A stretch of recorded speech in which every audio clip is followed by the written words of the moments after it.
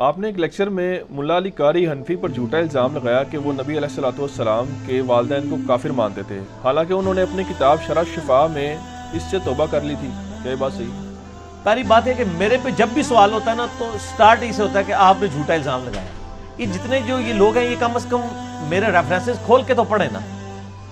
میں ایک بات کرتا ہوں، ریفرنس دیتا ہوں، اب تو ہم ایچ ڈی کیمرے میں بھی دکھانا شروع ہو گئے ہیں. دوسرے اپنے مولویوں سے صرف سن کے آ جاتے ہیں نا کہ یہ جھوٹ کہہ رہا ہے تو وہ مان لیتے ہیں. جو بابی ہیں، جو کتابی ہیں، وہ نہیں مانتے، وہ تو پھر گاٹے فٹ ہوتے ہیں نا جا کے. تو میرے بھائی ملا علی قاری نے ایک پوری کتاب لکھی ہے، اس کتاب کا ٹاپک یہ ہے کہ یہ کتاب گفٹ ہے. یہ ٹاپک کا نام ہے عربی میں، اس کا اردو ترجمہ بتا رہا ہوں. یہ تحفہ ہے امام ابو حنیفہ رحمہ اللہ کے چاہنے والوں کے لیے کہ نبی علیہ السلام کے والدین حالت کفر میں دنیا سے گئے، نعوذ باللہ. یہ کتاب کا نام ہے، اور یہ کتاب انہوں نے دفاع پہ لکھی ہے جو فقہ الاکبر کتاب ہے، شیخ ان کی امام حنیفہ رحمہ اللہ کی طرف منسوب ہے. اور یہ وہ واحد کتاب ہے جو واقعی ثابت ہے کہ ان کی کتاب ہے. چھوٹی سی کتاب ہے. فقہ اکبر کہتے ہیں عقیدے کو، فقہ اصغر چھوٹی فقہ کہتے ہیں اعمال کو، جو ہم کہتے ہیں فروع، اور ایک ہوتا ہے اصول. اصول ہوتا ہے عقیدہ. عقیدے کو فقہ اکبر کہتے ہیں، بڑی فقہ، کیونکہ وڈی شے ہے نا عقیدہ. فقہ اصغر فروع اعمال، اور فقہ اکبر بڑی فقہ اصولی مسئلہ عقیدے کا مسئلہ. اس میں امام حنیفہ رحمہ اللہ نے یہ لکھا تھا کہ نبی علیہ السلام کے والدین حالت ایمان سے دنیا سے نہیں گئے، نعوذ باللہ.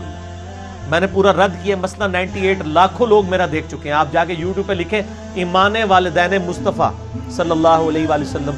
میں نے ایک ایک بات کا، جتنی بخاری مسلم سے حدیثوں کی انٹرپریٹیشن کرتے تھے، میں نے ایک ایک چیز کا جواب دیا اللہ کے فضل سے. اس میں نے بتایا تھا کہ یہ اہل حدیث کے پیچھے تو سارے پڑے ہوئے ہیں، تو ملا علی قاری نے بھی یہی کام ڈالا ہوا ہے. تو میں نے اہل حدیث کا بھی رد کیا، ملا علی قاری کا بھی. پھر یعنی ایک وہ انڈیا میں ایک مولانا صاحب ہیں بریلویوں کے، وہ گول کیپر بن کے آئے. انہوں نے کہا نہیں، ملا علی قاری نے تو رجوع کر لیا تھا، انہوں نے تو شرح شفا کے اندر یہ لکھا ہے. پہلی بات یہ کہ شرح شفا کوئی کتاب نہیں ہے. شفا کتاب لکھی ہے قاضی ایاز مالکی، المتوفی 544 ہجری. انہوں نے نبی علیہ السلام کی یعنی ایک پرسنالٹی کے اوپر کتاب لکھی ہے، ان کی جو خصوصیات ہیں، ان کے معجزات ہیں، اس کے اوپر. اس کی شرح جو ہے وہ جلال الدین سیوطی نے بھی لکھی ہے، زیادہ وہی مشہور ہے، شرح شفا. ملا علی قاری نے بھی لکھی ہے. اچھا میرے علم میں نہیں تھا، مجھے پچھلے دن ایک بھائی نے ای میل کی تو اس نے مجھے بتایا کہ اس نے شرح شفا میں بھی یہ لکھا ہوا ہے، تو مجھے نہیں پتا تھا. میں نے کہا شرح شفا تو ملا علی قاری کی تو میرے علم میں نہیں ہے. ملا علی قاری 1014 ہجری میں 1014 ہجری میں فوت ہوئے ہیں، جنہوں نے مشکات کی شرح بھی لکھی ہے، مرقاہ. ملا علی قاری حنفی بہت بڑے ایک حنفی عالم ہیں، تو مجھے پتا چلا انہوں نے بھی شرح شفا لکھی ہے. پھر میں نے انہوں نے سے کہا کہ مجھے بھیجے والا، تو واقعی شرح شفا میں انہوں نے لکھا ہے کہ نبی علیہ السلام کے والدین کے بارے میں 2 اقوال ہیں. ایک تو یہ کہ حالت کفر میں گئے، اور ایک اہل یعنی وہ حالت ایمان میں گئے. تو پھر ملا علی قاری نے لکھا ہے کہ اہل ایمان میں سے ان کا ہونا یہی زیادہ صحیح قول ہے، جو کہ جلال الدین سیوطی نے بھی اختیار کیا ہے اور انہوں نے اپنی کتاب میں ثابت کیا ہے. جلال الدین سیوطی 911 ہجری میں فوت ہوئے ہیں.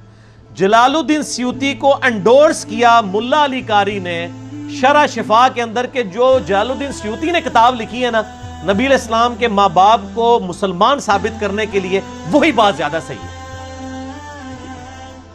لیکن سر یہ انہوں نے کامنٹس اس وقت کیے جب تک کہ ان کا اپنا عقیدہ یہ تھا. بعد میں ان کا عقیدہ گیا تھا بدل. جب ان کو پتا چلا کہ ہمارے بابا جی تو کچھ اور لکھ کے گئے ہیں فقہ اکبر میں، تو انہوں نے کہا بابا بچاؤ مہم کرو، پہلے اپنے بابا جی کا دفاع کرو. تو انہوں نے اپنے بابا جی کا دفاع کرنے کے لیے جلال الدین سیوطی کے خلاف کتاب لکھی.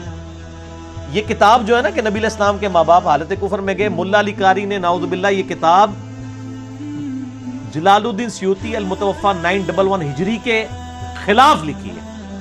تو جب کوئی شخص کسی کے خلاف کتاب لکھ رہا ہوتا ہے اور اس کی بات کو پہلے اس نے کہیں انڈورس کیا ہوتا ہے، تو وہ منسوخ ہوتی ہے بات. ورنہ اگر یہ ناسخ ہوتی شرح شفا والی بات، تو وہ لکھتے کہ جی جلال الدین سیوطی کا عقیدہ صحیح ہے، اور میں نے جو جلال الدین سیوطی کے خلاف کتاب لکھی تھی میں اس کتاب سے رجوع کرتا ہوں، اصل عقیدہ یہی ہے. یہ انہوں نے نہیں لکھا.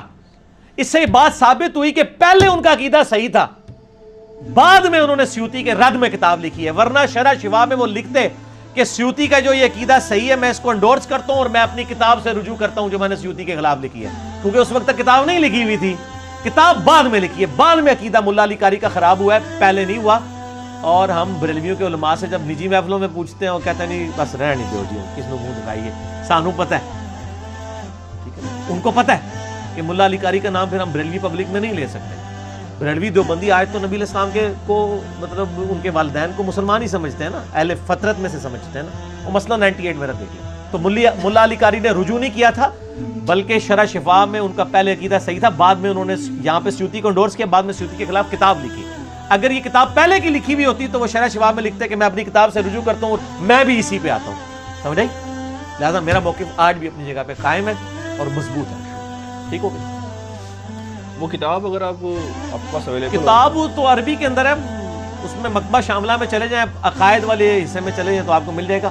ہمیں تو اویلیبلٹی کی ضرورت اس لیے نہیں ہے، نہ یہاں پہ ہائی لائٹ کرنے کی اس کو، کہ آلریڈی بریلوی علماء نے باقاعدہ اس کے اوپر کلپ ریکارڈ کرا دی ہے، انہوں نے مان لیا کہ ان کی کتاب ہے، وہ کہتے ہیں یہ بعد میں انہوں نے کتاب سے رجوع کر لیا تھا۔